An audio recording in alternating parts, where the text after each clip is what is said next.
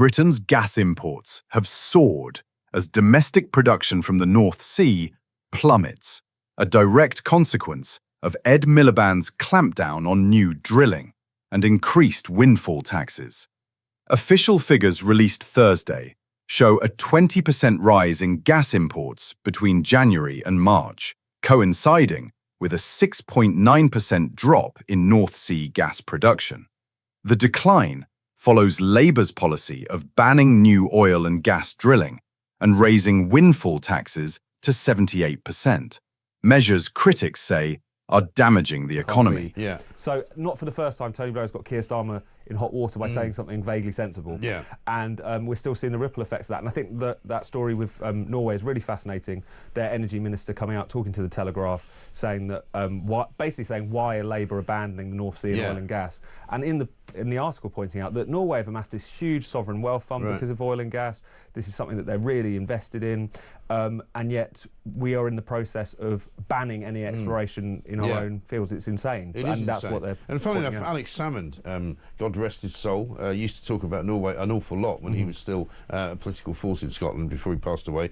Because he couldn't quite understand why Labour's policy, or the Tories' policy as well, in the North Sea was kind of not anywhere near as good.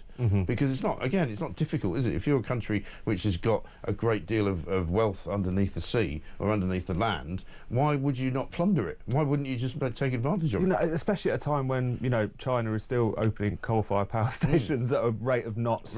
It's so obvious that by not exploiting the natural resources we've got, whether that's in the North Sea, whether that's on land in terms of the fracking reserves that could be tapped into, you're just onto a loser. You're impoverishing yourself for no possible gain whatsoever. You're deliberately sort of hobbling yourself. It's like you're tying your two legs together and trying to move forward without actually being able to walk. I mean, interestingly enough, in the Norway story, it also refers to that power cut in Spain and Portugal, because it turns out that the Spanish government there, who are very keen on net zero, are sort of trying to keep it all secret, trying to cover up information about the cause of the power cut by prioritising green ideology in their energy policy. They don't really. It was very funny, that story, how The revelations come just days after Donald Trump blasted Sir Keir Starmer and Mr. Miliband, accusing them of telling oil drillers and energy firms, "You're not welcome." On Truth Social, the former US president warned, "North Sea oil is a precious treasure, but taxes are now so high, it's irrational." While Labour shuts down domestic supply, demand for gas remains strong. Gas consumption rose 8.5% in the first quarter of the year, driven by freezing temperatures that forced gas-fired power stations to ramp up to stabilise Britain's energy grid. Claire Coutinho, Energy Secretary in the Shadow Cabinet, slammed Labour's approach as sheer economic madness. She added, "No other country is shutting down domestic energy while still needing gas for decades to come.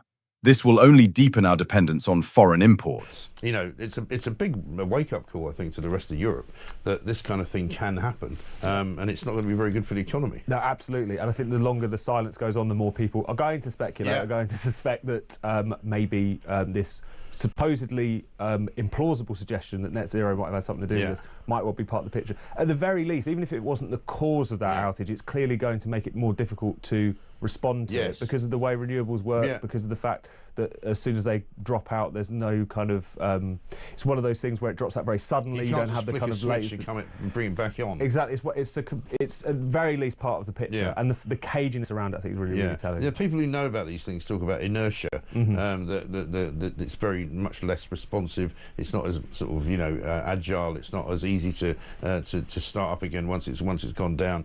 All of those things are true, it seems to me, and so clearly that is what they suffered from. And when people say, "Oh, but they got it all back within 24 hours," well, 24 hours is a long time to have no power in a city like Barcelona or Madrid. It's like having no power in London. It would be madness, wouldn't it? No, completely. And it's one of those things where the speed with which people try to basically shush and shame anyone who suggested that green energy policy might have had anything to do with it, tells you how the environmentalists, I think, are on the defensive now. Yes. And not before time, because this agenda that all the parties have been pursuing has been ruinous. And sometimes it takes, unfortunately, someone like Tony Blair to point that out. But we're having a much more healthy debate about this even now, I think. Even now, because one of the things that's come out of it, as I say, is the Mail's version of the story, which is Unite having a go at the government's laughable inaction to protect jobs, is what they're saying. Because again, we keep hearing, when you had the Energy Security Summit last week, Keir Starmer talking about... Mike Tholen from Offshore Energies UK echoed the concerns, stating that Britain will require gas for decades, for home heating and backup when renewables fail. We need a diverse energy mix. Wind will play a growing role, but gas remains crucial when the wind doesn't blow. Indeed, wind power struggled during an unusually calm winter. Wind farm output dropped 13%, pushing Britain close to blackouts at least once. Government reports noted, record low wind speeds led to a 13% fall in wind power generation this quarter. Gas accounted for 38.1% of electricity generation, more than wind's 28.5%. Richard Tice, Reform UK's energy spokesman, said, despite billions invested in wind, output fell. Combined with falling North Sea production, we're now importing record amounts of gas. This is economic lunacy. Around 180 of the UK's 280 oil and gas fields are expected to shut down by 2030, driven by Miliband's drilling ban and punitive taxes on profits. Britain's gas imports largely come from Norway, the US, and Qatar. While Norway supplies gas via undersea pipelines, LNG from other countries arrives by massive tankers.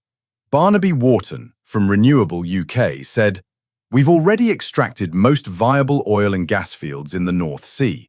The future lies in harnessing our world-leading wind potential, or else we'll keep paying billions for foreign gas just to keep the lights on. A government spokesperson responded, we're delivering the largest investment in clean energy in British history. We want to make it clear that our videos do not contain any kind of misinformation.